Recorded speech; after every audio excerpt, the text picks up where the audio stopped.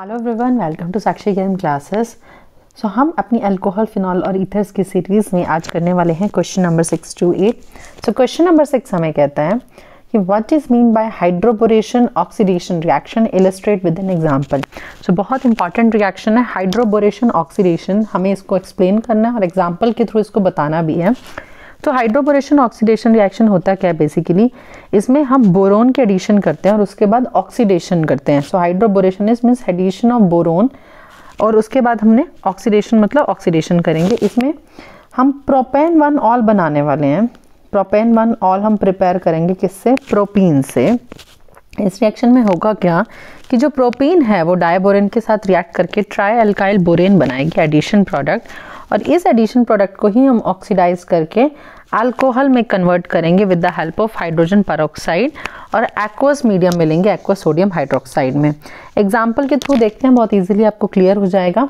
Basically आपको जब भी इसका प्रोडक्ट बनाना है, यहाँ तो आपको एक रिएक्शन बतानी है तो हम इसको डिटेल में करेंगे, बट जब भी आपको इसका ऐसे रिएजेंट्स मिले और ये प्रोडक्ट बनाना हो that is concern with the hydroboration oxidation, simply आपने क्या करना है, वाटर का एडिशन कर दीजिएगा in respect of anti Markovnikov's rule.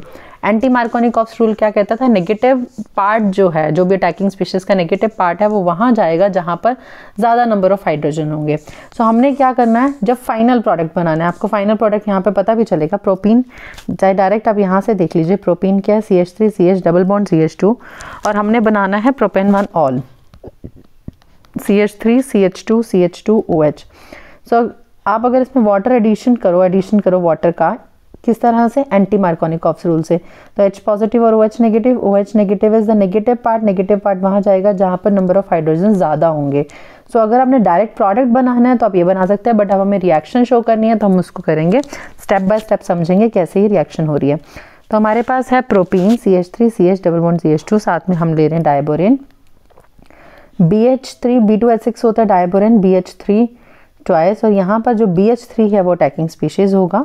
सो यहाँ पर कैसे अटैक होगा? नेगेटिव पार्ट, ये नेगेटिव होगा। अगर हम चार्जेस की बात करें, delta positive delta negative, negative part वहां जाएगा जहां ज्यादा नंबर ऑफ हाइड्रोजन होंगे, मतलब CH2 के पास जाने वाले। तो ये क्या बनेगा? CH3 CH2 CH2 BH2। अब फिर से हमने क्या करना है, फिर से हमने एक और एल्कीन का मॉलिक्यूल ऐड करना है, CH3 CH double bond CH2। अब देखिए हमने इसमें एल्कीन का मॉलिक्यूल ऐड करा, अब कैसे एडिशन होगी? ये जो BH2 है इसको थोड़ा सा हम और खोल के लिखें तो हम कुछ ऐसे लिख सकते हैं। तो ये BH हो गया, अगेन ये पार्शियल पॉजिटिव, ये पार्शियल नेगेटिव, ये हो गया पूरा नेगेटिव पार्ट, ये हो गया पॉजिटिव पार्ट। फिर से नेगेटिव पार्ट वहां जाएगा जहां पर नंबर ऑफ हाइड्रोजन ज्यादा होंगे, और पॉजिटिव पार्ट वहां जाएगा डबल बॉन्ड के अराउंड जहां पर नंबर ऑफ हाइड्रोजन कम होंगे। तो अगर हम इसका प्रोडक्ट बनाए यहाँ पर तो कैसे बनेगा? CH3 CH2 CH2 CH2, इसके साथ लगेगा BH और साथ में होगा CH2 CH2 CH3। तो अक्सर बच्चों को कन्फ्यूजन होती है कि मैम हमें बुक्स में तो डायरेक्टली देखने को मिल रहा है और हमें समझ नहीं आ रहा है प्रोडक्ट कैसे बनेगा, तो हम इसको कुछ ऐसा ही लिख सकते हैं। देखिए ये भी एक सेम है और ये भी सेम है। So it can be written as CH3 CH2 CH2 twice BH, यही हमारा पहला प्रोडक्ट बनने वाला है। सो मतलब आपने अगर डायरेक्ट लिखना है, ये तो समझने के लिए था चीज़, आपने डायरेक्ट लिखना है तो आपने सिर्फ इसके बाद ये रिएक्शन ऐसे शो कर देनी है, ठीक है। इसके बाद थर्ड स्टेप में हमारे पास क्या होने वाला है? नेक्स्ट स्टेप हमारा क्या होगा? फिर से हमने एक और एल्कीन मॉलिक्यूल डाला, CH3 CH double bond CH2। फिर से अगर मैं आपको रिएक्शन दिखाऊं तो क्या होने वाला है? ये पूरा हमारे पास क्या है? नेगेटिव पार्ट है, ये वाला पूरा क्या है? पॉजिटिव पार्ट है। तो यहाँ क्या बन जाएगा? CH3 CH2 CH2 again CH2, साथ में यहाँ BH जोड़ेंगे पहले, या B, then CH2 CH2 CH3 twice, यहाँ ऑलरेडी था। So this comes out to be, ये क्या बनेगा हमारे पास? CH3 CH2 CH2 thrice B, हमें ये बनाना है। सो उम्मीद आपको ये समझ आ गया होगा। अब हम इसको सीक्वेंस में लिखना कैसे एग्जाम में वो लिखेंगे। सो हमने लिया प्रोपीन जो कि हमारा ये था, इसमें हमने डाला डायबोरेन जिसकी कि हमने एडिशन करवाई है। सो ये कैसे एडिशन हो रही है? According to anti Markovnikov's rule. So ये बन गया। सेकंड हमारे पास क्या हुआ? फिर से हमने यही अल्कीन का मॉलिक्यूल लिया। अब आपको ये चीज़ समझ आ जाएगी क्योंकि हमने ऊपर क्लियरली देख लिया ये कैसे बन रहा है। सो CH3 CH2 CH2 twice BH, तब तक हमने रिएक्शन करानी है जब तक हमारे हाइड्रोजन्स जो है ख़त्म नहीं हो जाते। सो हम 2 बार ही इसमें अल्कीन ऐड कर सकते हैं। So it will be CH double bond CH2। अब क्या बन गया, CH3 CH2 CH2 थ्राइस और B। उसके बाद हमने एडिशन करा दी बोरेन की। अब हमारी है ऑक्सीडेशन, वाटर के साथ hydrogen peroxide H2O2 in the alkaline medium. So यहाँ से क्या बन जाएगा, CH3 CH2 CH2OH और BOH थ्राइस यहाँ पर निकल जाएगा, दिस विल बी 3। सो ये बन गया हमारा प्रोपेन 1 ऑल। तो यही हमने बनाना था।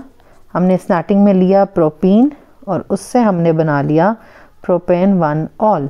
तो ये हमारी पूरी क्या है, हाइड्रोबोरेशन ऑक्सीडेशन रिएक्शन है। पेपर में आपने लिखना है तो इस तरह से लिखना है, समझने के लिए आप इसको ऐसे समझ सकते हैं जैसे अभी हमने ऊपर डिस्कस किया था। सो चलते हैं नेक्स्ट क्वेश्चन पे। So give the structure and IUPAC names of monohydric phenols of molecular formula C7H8O। एक चीज़ बोलिए, मोनोहाइड्रिक और फिनॉल्स, हमें समझ आ रही है, फिनॉल भी है और मोनोहाइड्रिक भी है। इसका मतलब हमारे पास क्या होने वाला है, कुछ स्ट्रक्चर C7H8O बनाना है हमने। पहले हम फिनॉल बना देते हैं, ये फिनॉल बन गया तो बचा क्या हमारे पास, सिर्फ CH3। सो एक यहाँ लगा देंगे CH3 हम, एक हम लगा देंगे इसके मेटा पोजीशन पे, ये थी ऑर्थो पोजीशन, ये है मेटा पोजीशन, और नेक्स्ट हम बना देंगे पैरा पोजीशन पे। ये हमारे बन गया पैरा पोजीशन पे। सो इसके नाम क्या होंगे, बहुत सिंपल है। IUPAC नेम तो बहुत ही सिंपल है हमारे पास, 1 2 1 2 3 1 2 3 4। सो ये हो गया 2 मिथाइल फिनॉल। नेक्स्ट वाला हो गया हमारे पास 3 मिथाइल फिनॉल, और लास्ट वाला हो गया हमारे पास 4 मिथाइल फिनॉल। अगर हम कॉमन नाम की बात करें, कॉमन नेम्स भी कई बार पूछ लिए जाते हैं, इसलिए आपको ध्यान रखना है जब भी OH और CH3 आ रहे हैं उसका नाम होता है cresol. So it is orthocresol, it is metacresol, it is paracresol. ये एक एक्स्ट्रा इन्फॉर्मेशन है, क्वेश्चन में आपसे सिर्फ IUPAC नेम्स के बारे में ही पूछा गया। चलते हैं लास्ट क्वेश्चन पे। While separating a mixture of ortho and para nitrophenols by steam distillation, name the isomer which will be steam volatile. Give reason. वो बोल रहे हैं हमने ऑर्थो और पैरा नाइट्रोफिनोल्स को लिया और उसको हम सेपरेट आउट करने की कोशिश कर रहे हैं स्टीम डिस्टिलेशन प्रोसेस से। सो कौन सा ऐसा आइसोमर है जो स्टीम वोलाटाइल होगा, तो हम बना के देख लेते हैं, वहीं से हमें स्ट्रक्चर से हमें आइडिया मिल जाएगा कि कौन सा ऐसा आइसोमर होने वाला है। तो हमारे पास ये हो गया ऑर्थो नाइट्रोफिनॉल,